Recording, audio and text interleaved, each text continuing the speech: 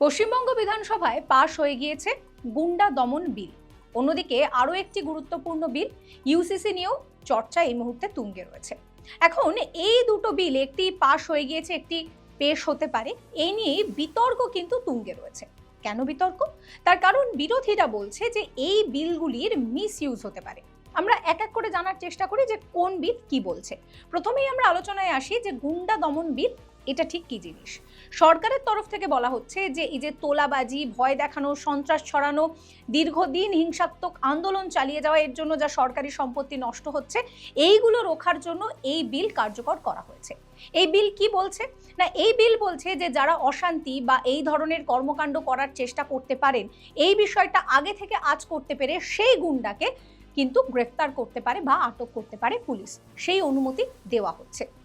এক্ষেত্রে দাঁড়িয়ে আটকেরও বেশ কিছু নিয়মাবলী রয়েছে। আটকের তারিখ থেকে 1 বছর পর্যন্ত তাকে আটক করে রাখা যেতে পারে। প্রথমে তাকে একটি কমিটির সামনে পেশ করা হবে। কমিটি যদি বলে যে হ্যাঁ তাকে আটক করে রাখার প্রয়োজনীয়তা রয়েছে, তবে তাকে আটক করে রাখা হবে, এবং যদি কমিটি বলে যে না আটক করে রাখার প্রয়োজনীয়তা নেই, তাহলে সেই ব্যক্তিকে অবিলম্বে ছেড়ে দিতে হবে। এক্ষেত্রে দাঁড়িয়ে গুন্ডা কাদেরকে বলা হচ্ছে? নিজে হতে পারে, কোনো দল হতে পারে, কোনো গ্যাং হতে পারে, যারা কিন্তু সমাজে এই ধরনের উত্তেজনামূলক একটা পরিস্থিতি তৈরি করার চেষ্টা করছে বা প্ররোচনা দিচ্ছে বা অশান্তি সৃষ্টি করার চেষ্টা করছে। মূলত আইন শৃঙ্খলা পরিস্থিতিকে যাতে একেবারে কন্ট্রোলে রাখা যায়, তার জন্যই কিন্তু রাজ্য সরকার সচেষ্ট রয়েছে এবং এই বিল পাশ করানো হয়েছে।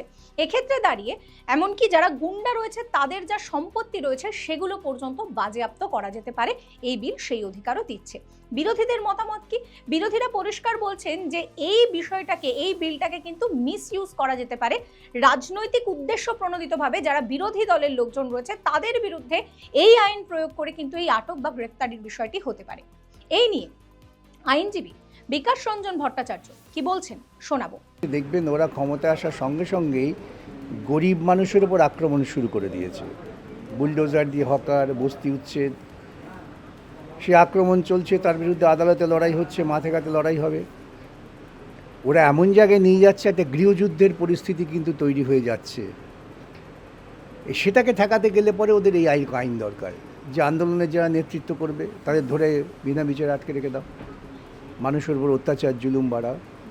এটা একেবারে গুন্ডামূলক দৃষ্টিভঙ্গি নিয়েই আইনটা চালু হয়েছে। এটা কোনো সামাজিক মঙ্গলের জন্য আইনটা চালু হচ্ছে না। মানে কোনো প্রয়োজন ছিল, যে আইন আছে সেই আইনটাকেই সঠিকভাবে কার্যকর করলেই তো। ওরা যা বলছে সিন্ডিকেট হ্যানা তেনা, তাদের বিরুদ্ধে ব্যবস্থা নিতে পারে। ওই উদ্দেশ্য হচ্ছে এই আন্দোলনগুলো হবে, এই হকার উচ্ছেদ, বস্তিবাসী উচ্ছেদ, সেই আন্দোলনগুলো যে হচ্ছে সেই আন্দোলনগুলোকে তো আটকাতে হবে। আটকাতে গেলে তো পুলিশের লাঠিপেটা করে আটকানো যাবে না। যত মানুষ সংঘবদ্ধ হচ্ছে, মানুষ যখন যদি পাল্টা লাঠি ধরে তাহলে পুলিশও পালিয়ে যাবে। সেই জন্য তার আগে এইসব আন্দোলনে যাতে না হয়, নেতারা তাদের ধরে আটকে রেখে দেবে। এই নিয়ে আইনজীবী কৌস্তভ বাগচি তিনি কি বলছেন শোনাবো আপনাদের। বিগত 34 বছর বামেদের শাসন, তারপরে তৃণমূলের 15 বছরের শাসন, এই গুন্ডা মস্তান, এই যারা সমাজ বিরোধী, তারা এই রাজ্যটাকে নিজেদের স্বর্গরাজ্য বলে মনে করতো। যা কিছু একটা টেকেন ফর গ্রান্টেড অ্যাটিটিউড, এইটা তাদের বদলাবে। সরকারের এই ইনস্ট্রুমেন্টালিটিগুলোর উপরে তাদের একটা ভয় ভীতি জন্মাবে। এটা তো দরকার, এই নিয়ন্ত্রণটা থাকার খুব দরকার। তো ভদ্রলোকেদের বিরুদ্ধে কিছু হচ্ছে না, গুন্ডা মাওয়ালিদের বিরুদ্ধে যদি ব্যবস্থা হয়, কোন ভদ্রলোকের আপত্তি থাকতে পারে? তো এই ধরনের আইন তো মহারাষ্ট্রতেও আছে, ইউপিতেও আছে। তো এটা কোনোভাবেই মানে এই নিয়ে তো তর্ক বিতর্ক করার কোনো জায়গাই নেই। একদম সঠিকভাবে কথা আমরা বলতে পারি যে এটা হলে রাজ্যের আইন শৃঙ্খলা পরিস্থিতি ঠিক হবে। এবং সবথেকে বড় কথা যেটা, যে আমাদের রাজ্যের যে শিল্পের একটা অত্যন্ত বাজে পরিস্থিতি, লোকেরা বিনিয়োগ করতে আসতে এই রাজ্যে ভয় পায়, তাদের মধ্যে একটা কনফিডেন্স গ্যাদার হবে যে এই রাজ্যে আসা যায়, এই রাজ্যে আসলে কোনো বিপদের সম্মুখীন হতে হবে না। তো সেই দিক থেকে ঠিকই আছে। এবার আসি এই ইউসিসি বিল যা নিয়ে বিতর্ক তুঙ্গে রয়েছে সেই বিলের আলোচনায়। আসলে প্রথমে উত্তরাখণ্ড, তারপর আসাম এবং তারপর গুজরাট, মোট 3টি বিজেপি শাসিত রাজ্যে এই ইউসিসি বিল কিন্তু এই মুহূর্তে লাগু রয়েছে। এই বিষয়টাকে এবার আইনে কার্যকর করার জন্য পশ্চিমবঙ্গের তরফ থেকেও চেষ্টা করা হচ্ছে। মুখ্যমন্ত্রী শুভেন্দু অধিকারী সেই চেষ্টাই করছেন। এই বিল কি বলছে? এক্ষেত্রে দাঁড়িয়ে যে আলাদা আলাদা ধর্মের জন্য আলাদা আলাদা আইন রয়েছে তাকে খর্ব করছে এই বিল। সেক্ষেত্রে দাঁড়িয়ে অভিন্ন অর্থাৎ গোটা রাজ্যের জন্য একটি মাত্র আইন থাকবে, সে যে সম্প্রদায়ের হতে পারে, যে কোনো ধর্মের হতে পারে। সেক্ষেত্রে দাঁড়িয়ে বিবাহ বিচ্ছেদ, সন্তান তার অভিভাবকত্ব কে করবে, সম্পত্তির অধিকার, এই সমস্ত কিছুর জন্য একটি আইন কার্যকর থাকবে।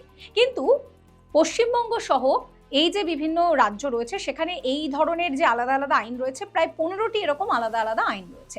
কিন্তু এই অভিন্ন দেওয়ানি বিধি অর্থাৎ ইউসিসি যদি লাগু হয়ে যায়, তাহলে মুসলিম পার্সোনাল ল যা রয়েছে সেগুলোও কিন্তু একেবারে খর্ব হয়ে যাবে। এক্ষেত্রে দাঁড়িয়ে বিরোধীরা বলছেন যে এক্ষেত্রে পারিবারিক সমতা আসার চেয়ে বরং যারা বিভিন্ন অন্য ধর্মের মানুষ রয়েছেন তাদের যে সমতা, সেই সমতাকে খর্ব করা হবে। এই নিয়ে আমরা কথা বলেছিলাম বিশিষ্ট আইনজীবীদের সঙ্গে। আপনাদেরকে প্রথমে শোনাবো কি বলছেন বিকাশ রঞ্জন ভট্টাচার্য। যদি আপনি সমাজ জীবনের চলমান অভিজ্ঞতা দেখেন, তাহলে দেখবেন পশ্চিমবঙ্গের বুকে প্রকৃতপক্ষে সকলেই একটা অভিন্নতার মধ্য দিয়ে চলেছে। এখানে হিন্দু মুসলমান বিয়ে হয়, স্পেশাল ম্যারেজ অ্যাক্টে আকচার হয়, তাদের মধ্যে খুব সম্পত্তি নিয়ে মারামারি হয় না। এখন বিবাহ, উত্তরাধিকার, এইসব নিয়েই তো বিদ্যায়নী বিধি। তো সেটা যদি সবার জন্য সমভাবে হয় তাতে আপত্তি কিছু নেই, কিন্তু ওরা তো ট্রাইবালদের বাদ দিয়ে দিচ্ছে। আমি আরেকটা কথা বুঝি না, ওদের নেতারা গলা ফাটিয়ে বলে এক দেশ, এক আইন, এক নেতা, এক ধর্ম, এক ভাষা। তাহলে পশ্চিমবাংলার ইউসিসি, উত্তর ভারতের ইউসিসি, আসামের ইউসিসি, এটা কীরকম? এত বিভিন্ন আইন হচ্ছে কেন? ইউনিফর্ম সিভিল কোড হলে তো ভারতব্যাপী ইউনিফর্ম সিভিল কোড হবে। আসলে ওরা বিভাজনটাকে টিকিয়ে রাখতে চায়। মানুষকে যদি আমি সচেতন করি, সচেতনতার প্রক্রিয়ার মধ্য দিয়ে মানুষ কিন্তু যুক্তিসঙ্গত জিনিসগুলোকে গ্রহণ করে নেয়। যেমন 3 তালাকের বিরুদ্ধে প্রথম আওয়াজ তুলেছে কিন্তু মুসলিম মহিলারাই। 3 তালাকের বিরুদ্ধে আওয়াজ তুলে সুপ্রিম কোর্ট পর্যন্ত গেছে, 3 তালাককে বাতিল করে দিয়েছে। এটা তো আর মোদি বা সিপিএম কেউ করেনি। যেহেতু তার মধ্যে শিক্ষা সচেতনতা ছিল, শিক্ষার আলো পেয়েছিল, সে মনে করেছে এটা বেআইনি, লড়াই করেছে। সুতরাং বিষয়টা ওইভাবে দেখতে হয়, তা না দেখে ওরা একটা টেনশন ক্রিয়েট করে দেওয়া। এসআইআর, তোমার ভোটার লিস্টের নাম নেই। আবার মূর্খের মতো বলে এসআইআর নাম না থাকলে কি, ভোটার লিস্টের নাম না থাকলে সরকারি প্রকল্প পাবে না, পাসপোর্টও তোমার নাগরিকত্ব নয়। আরে বাবা, তোর মোদিজি নাগরিকত্ব প্রমাণের কি দলিল সেটা দেখিয়ে দে, তা আমরা বুঝবো সেটাই একমাত্র দলিল। তা তো দেখাচ্ছে না। এই নিয়ে কি বলছেন কৌস্তব বাগচি, চলুন শোনাবো। ইউসিসি যে লাগু হওয়ার বিষয়টা এটা ইউনিল্যাটারালি তো সরকার করছে না, একটা কমিটি ফরমেশন করেছেন headed by former supreme court justice Ranjana Desai, এবং এটি কমিটি করা হয়েছে। সেখানে বিভিন্ন সমাজের বিভিন্ন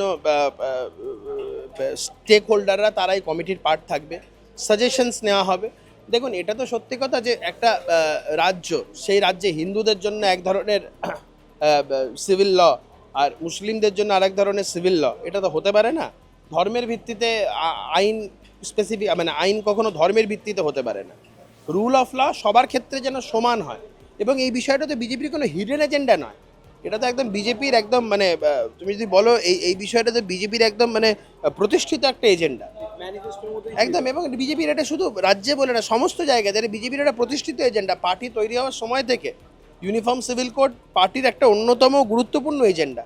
তো বিজেপি সরকারে এসছে, মানুষ যেমন এই রাজ্যে বিভিন্ন ইস্যুতে তৃণমূলের চৌর্যবৃত্তির বিরুদ্ধেও যেমন ভোট দিয়েছে, এজেন্ডাগুলোর উপরে ভরসা রেখেও তো ভোট দিয়েছে। তো মানুষ তো ইউসিসির পক্ষেই ভোট দিয়েছে, তাই তো ইউসিসি আমরা করবো না কেন?